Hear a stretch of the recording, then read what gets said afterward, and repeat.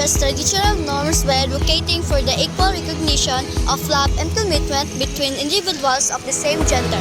In the ongoing global distance, the issue stands at the intersections of human rights, the social evolution, and changing perspective of the equality.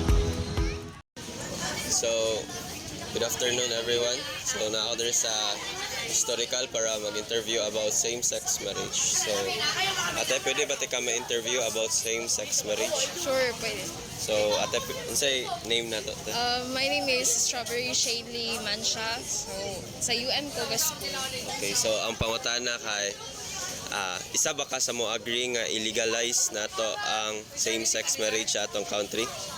For me, kanang mag-disagree ko because ang Philippines is a Christian country din.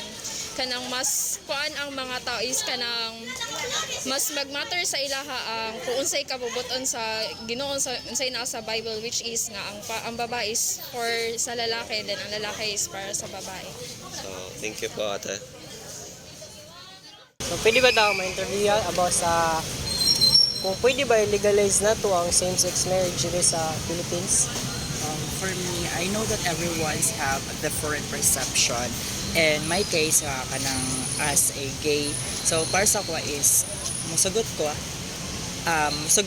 but kanang sa point na dili lang ko ta pwede mga pag-tao, and for me nga kanang okay siya for me nga implement ang same-sex marriage if wala lang kay ginaapakan nga tao, as long as both of you is naga-love jud.